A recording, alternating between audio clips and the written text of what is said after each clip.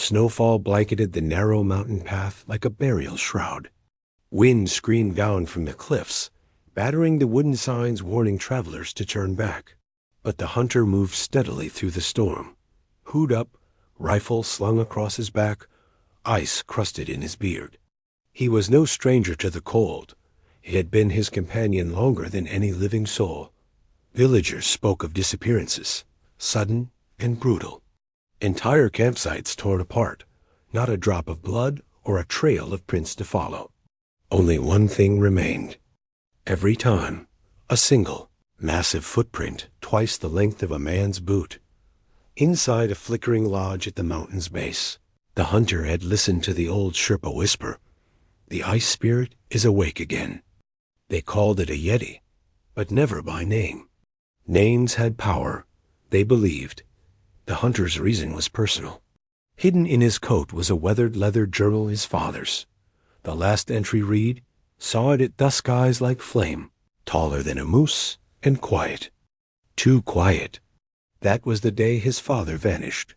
Now the son walked the same trail, years later, in silence.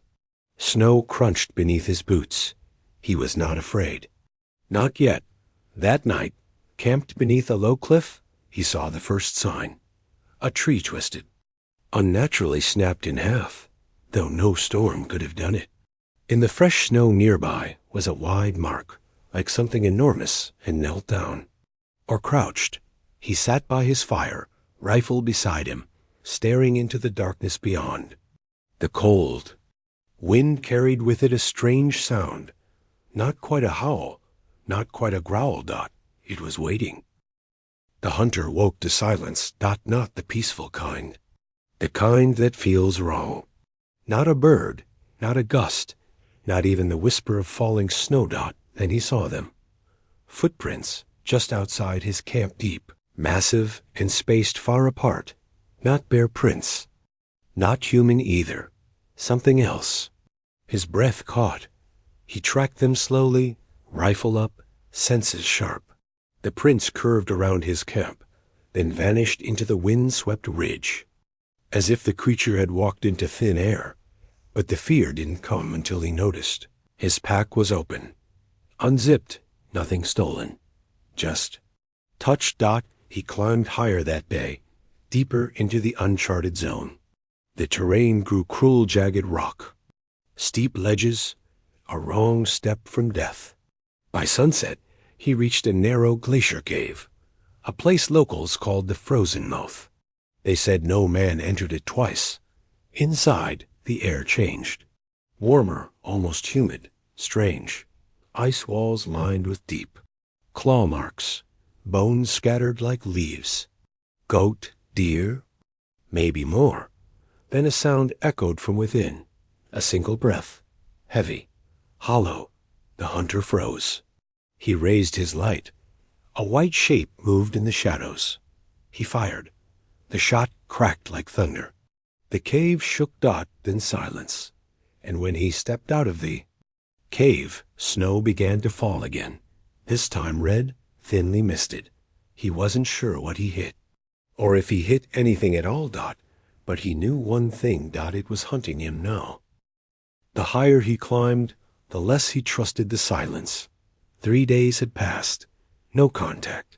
No sign of other life. Just empty white. And the distant echo of something massive moving, sometimes just at the edge of sight. He rationed food carefully. Mind sharper now than ever. Sleep became difficult. Something walked near his tent each night, never close, but close enough to remind him he was being watched.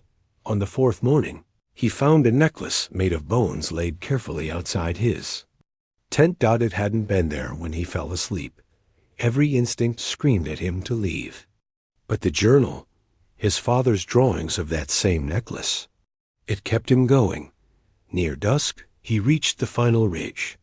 There, in the frozen valley below, stood a shape, a massive stone altar, half buried in ice, covered in ancient carvings. Surrounding it were crude statues made from animal parts, effigies, left by those who feared the beast. He descended carefully. Snow blew across the altar, as he examined the carvings. They told stories, not of a monster, but a guardian, a spirit of the mountain, not evil, but vengeful, awakening only when its land was disturbed. Suddenly, the earth trembled. He turned.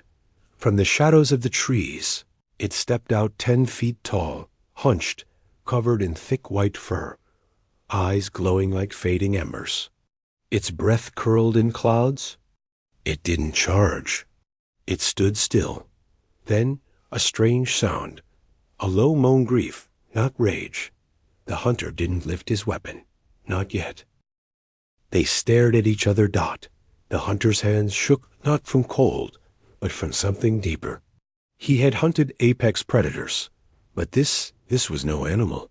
The intelligence behind its eyes was unsettling, curious, ancient. The Yeti stepped forward slowly.